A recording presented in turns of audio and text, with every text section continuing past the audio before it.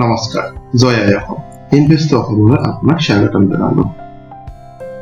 share market পাঠশালাৰ আজি দ্বিতীয়টো ক্লাছ আমাৰ দ্বিতীয়টো ক্লাছত এটা কোম্পানী কেনেকৈ সিলেক্ট কৰিব লাগে ইনভেষ্টিংৰ কাৰণে তাৰ বিষয়ে আলোচনা কৰিছিলোঁ আমি শিকিছিলোঁ যে কোম্পানী এটা ইনভেষ্ট কৰাৰ আগতে কোম্পানীটোক এনালাইসিস কৰাৰ দৰকাৰ আৰু এই এনালাইসিস তিনি ধৰণে কৰা যায় অৰ্থাৎ তিনিটা পৰ্যায়ত কৰা যায় প্ৰথম পৰ্যায়ত ফান্ডামেন্টাল এনালাইসিস আৰু ফান্ডামেন্টাল এনালাইসিসৰ পাছত ফাইনান্সিয়েল এনালাইসিস কৰা যায় কোম্পানীটো আৰু ফান্ডামেন্টাল আৰু ফাইনান্সিয়েল এনালাইসিসৰ পাছত যেতিয়া এটা কোম্পানী ইনভেষ্টিংৰ কাৰণে যোগ্য বুলি বিবেচনা কৰা যায় তাৰ পাছত কোম্পানীটোত ইনভেষ্ট কৰাৰ উচিত সময় সেইটো উলিয়াবৰ কাৰণে টেকনিক্যাল এনালাইসিস কৰা যায় আমি আজিৰ ক্লাছত ফান্ডামেন্টাল এনালাইসিস আৰু ফাইনান্সিয়েল এনালাইসিস কি ধৰণে কৰা যায় তাৰ কাৰণে এটি আমি ওয়েবসাইটৰ বিষয়ে আলোচনা কৰিম তাত কেনেকৈ আপুনি এটা শেয়াৰৰ এনালাইসিস কৰিব সেই বিষয়ে আমি অলপ জানিবলৈ চেষ্টা কৰিম ফান্ডামেন্টাল আৰু ফাইনান্সিয়েল এনালাইসিসৰ কাৰণে গুগলত আপুনি www.screener.in এই ওয়েবসাইটটো সাৰ্চ কৰিব পাৰে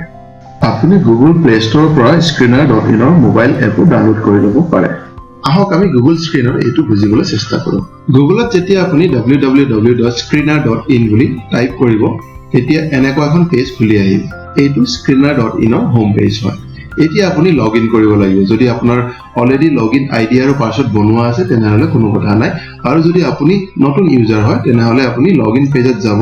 আৰু তাৰ পিছত ইয়াত ৰেজিষ্টাৰ ফৰ ফ্ৰী তাত ক্লিক কৰিব ইয়াত আপুনি আপোনাৰ ইমেইল আইডি টাইপ কৰিব তাৰ পিছত ৰি-এন্টাৰ ইমেইল আইডি আকৌ এবাৰ ইমেইল আইডিটো টাইপ কৰিব আৰু তাৰ পিছত এটা আপুনি পাছৱৰ্ড নিজে সিলেক্ট কৰিব পাৰে আৰু যেতিয়া আপুনি ক্ৰিয়েট একাউণ্টত ক্লিক কৰিব তেতিয়া আপোনাৰ আইডি বনি যাব যেতিয়া আপোনাৰ আইডি ক্ৰিয়েট হৈ যাব তাৰ পিছত আপুনি লগইনত যাব লাগিব লগইনত আকৌ এবাৰ ক্লিক কৰিব লগইনত গৈ আপোনাৰ কি ইমেইল আইডি আৰু পাছৱৰ্ড আপুনি টাইপ কৰিব লাগিব তাৰ পিছত আপুনি লগইনত ক্লিক কৰিব লাগিব লগইন কৰাৰ পাছত আপোনাৰ এনেকুৱা এখন স্ক্ৰিন আহি যাব আপুনি সাৰ্চত গৈ যিকোনো এটা কোম্পানীৰ বিষয়ে ফান্ডামেন্টাল এনালাইসিস আৰু ফাইনান্সিয়েল এনালাইসিস কৰিব পাৰে এতিয়া উদাহৰণস্বৰূপে আমি ই-মুদ্ৰা লিমিটেড এই কোম্পানীটো লৈ ললো ইয়াৰ বিষয়ে এই screener.in ওয়েবসাইটে কি ইনফৰমেশন দিয়ে সেইটো জানিবলৈ চেষ্টা কৰিম যিকোনো এটা কোম্পানীৰ বিষয়ে যেতিয়া আপুনি screener.in ৰ জৰিয়তে জানিবলৈ চেষ্টা কৰিব তেতিয়া প্ৰথমতে কোম্পানীটোৰ এবাউটত যাওক আৰু ইয়াত আপুনি কোম্পানীটোৰ বেসিক কি কাম কৰে কিহৰ লগত জড়িত কোম্পানী এইটো বিষয়ে জানিব পাৰিব যেনে আমি ই-মুদ্ৰাৰ বিষয়ে যেতিয়া জানিব চেষ্টা কৰিম তাত কি লিখা আছে যে কোম্পানীটো এটা আইটি সেক্টৰৰ কোম্পানী হয় মেইনলি তেওঁলোকৰ বিজনেস কি তেওঁলোকে ইস্যু কৰে ডিজিটেল সিগনেচাৰ সাৰ্টিফিকেট আপুনি বেংক বা যিকোনো ফাইনান্সিয়েল অৰ্গানাইজেচনত বায়োমেট্ৰিক লগইন কৰা দেখিছে চাগে এই যে থাম্ব ইমপ্ৰেছনটো দি লগইন কৰে আপোনাৰ আধাৰ কাৰ্ড ডিমেট একাউণ্ট ওপেনিং আনকি আপোনাৰ মোবাইলৰ লগইন কৰোঁতেও এনে ধৰণৰ টেকনলজি ইউজ হয় গতিকে কোম্পানীটো এনে ধৰণৰ এডভান্স টেকনলজিৰ লগত জড়িত এতিয়া কোম্পানীটোৰ বিষয়ে যদি আৰু আপুনি ডিটেইলছত জানিব বিচাৰে তেতিয়া আপুনি ৰিড মোৰত যাব মান্থলি 30টা কোম্পানীৰ বিষয়ে আপুনি ডিটেইলছত জানিব পাৰিব তাতকৈ যদি বেছি জানিব বিচাৰে তেনেহলে আপুনি তেওঁলোকক যিটো পেইড ভাৰ্জন ল'ব লাগিব 30টা কোম্পানীৰ বিষয়ে আপুনি ফ্ৰী ভাৰ্জনতে পাই যাব কোনো এটা কোম্পানীত ইনভেষ্ট কৰাৰ আগতে আপুনি এই পইণ্টছখিনি ভালকৈ বুজি লোৱাটো দৰকাৰ এতিয়া ইয়াত চাওক imudra.com এইটো কোম্পানীটোৰ ওয়েবসাইট হয় আপুনি কোম্পানীটোৰ অফিচিয়েল ওয়েবসাইটত যায় কোম্পানীটোৰ বিষয়ে জানিব পাৰে বিএসসি আৰু এনএসসি দুইটাতে লিস্টেড হৈ আছে বিএসসি এটো কোড হয় এনেকে ডিজিটত কোড থাকে এটো কোম্পানীটোৰ বিএসসি যেটো লিস্টেড নাম্বাৰ হয় এটো হয় আৰু এনএসসি ইমুদ্ৰা এই নামৰে লিস্টেড কোম্পানীটোৰ মাৰ্কেট ক্যাপ কিমান 4857 কোম্পানীটো এটা স্মল ক্যাপ কোম্পানী হয় কাৰণ 10000 crore সৰু কোম্পানী আৰু কাৰেন্ট প্ৰাইস কিমান 587 এটো টোটাল 12 মান্থছৰ হাই আৰু লো দেখুৱাইছে লাষ্ট 12 মান্থছত কিমান হাই লগে গৈছে 592 লগে গৈছিল শেয়াৰ ভ্যালু আৰু লিষ্ট কিমান গৈছিল 207 মানে 200 টকাৰ পৰা 592 ইমান ভেৰিয়েচন আছে ডাবলতকৈ বেছি হৈ গৈছে ষ্টকৰ পি কিমান 69.6 এতিয়া এই পি কি হয় পি মানে price of the share divided by earning per share এতিয়া earning per share মানে কি কোম্পানী এটাৰ net profit divided by total number of share এতিয়া এটা শেয়াৰৰ প্ৰাইস কেনেকৈ লয় যায় total market capital divided by total number of share এতিয়া আপুনি এটা শেয়াৰৰ প্ৰাইস উলাই কৰিব গতিকে actually P মানে যদি চোৱা যায় কি হয় market cap কাৰণ দুইটা ঠাইতে total share আছে market cap divided by net profit equal to price to earning ratio আপুনি এনেকে গমতে বুজিবলৈ চাগল টান লাগিছে প্ৰ্যাকটিক্যালি বুজিবৰ কাৰণে চেষ্টা কৰিব screener.in চাওক এইটো মাৰ্কেট ক্যাপ কিমান 4557 আৰু তললৈ আহক যেতিয়া আপুনি তলত আহিব কোম্পানীটোৰ ইয়াৰলি নেট প্ৰফিট পাব ইয়াৰলি নেট প্ৰফিট কিমান 71 এইটো কৰোৰত হয় সববোৰ কৰোৰত হয় 71 কৰোৰ লাষ্ট 4টা কোৱাৰ্টাৰৰ টোটাল যেটো প্ৰফিট হয়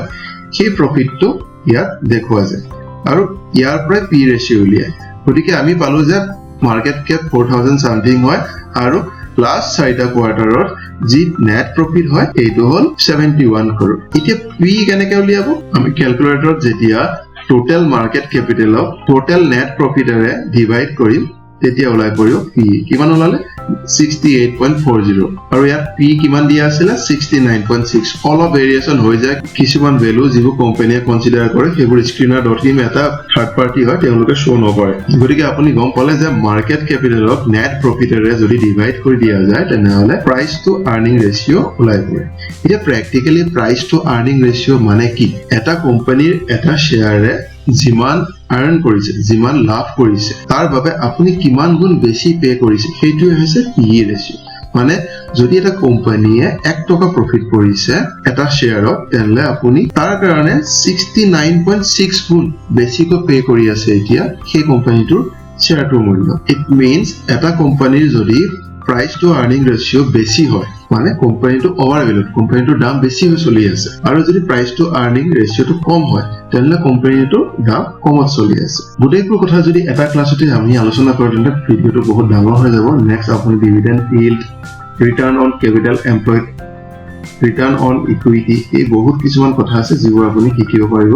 নেক্সট কিছুমান গ্ৰাফ আছে এইবোৰ ধৰক এটো প্ৰাইসৰ গ্ৰাফ হয় নেক্সট আপোনাৰ P ratio last 5 years of P ratio কেনেকে গৈছে এটো চাব পাৰে আৰু ইয়াত যেটো ব্লু লাইনত আছে এটো ইপিএছ হয় আৰ্নিং পাৰ শেয়াৰ ৰেশিও গতিকে চাওক শেয়াৰটো আৰ্নিংস বাহি গৈ আছে ইয়াৰ বাই ইয়াৰ আৰু পি সেই অনুপাতে কিন্তু বহা নাই পি সেই অনুপাতে প্ৰায় ষ্টেবল আছে তলত একেই সেক্টৰৰ কোম্পানীবোৰৰ লগত কম্পেৰিজন কৰি দেখুৱায় তাৰ তলত আপুনি কোৱাৰ্টাৰলি ৰিজাল্ট হয় আপোনাক আগৰ ক্লাছত আমি জনাইছিলো যে কোম্পানীবোৰে কোৱাৰ্টাৰলি আৰু ইয়াৰলি এনুৱেল দুটা ৰিপৰ্ট পাবলিশ কৰে সেই কোৱাৰ্টাৰলি ৰিজাল্টবোৰ ইয়াত পোৱা যাব তলত আপুনি ইয়াৰলি ৰিজাল্ট পাব তাৰ তলত আপোনাৰ কোম্পানীটোৰ বেলেন্স শীট পাব তেনেকে ক্যাশ ফ্লো ষ্টেটমেন্ট পাব কোম্পানী শেয়াৰ হোল্ডিং প্যাটাৰ্ন মানে কোনে কিমান % শেয়াৰ কোম্পানীটো টোটাল হোল্ড কৰিছে তাৰ বিষয়ে পাব প্ৰমোটাৰ্স মানে কোম্পানীটোৰ মেইন যি মালিক বুলি আপুনি ধৰিব পাৰে তেওঁলোকে কোম্পানীটো প্ৰথম আৰম্ভ কৰিছিল তেনেকে এফআইআই মানে ফৰেন ইনভেষ্টৰ হয় বাহিৰৰ কোনোবা দেশ কিমান ইনভেষ্ট কৰিছে ডিআই মানে আমাৰ ডমেস্টিক ইনভেষ্টৰ যেনেকে মিউচুৱেল ফান্ড হৈ গল বা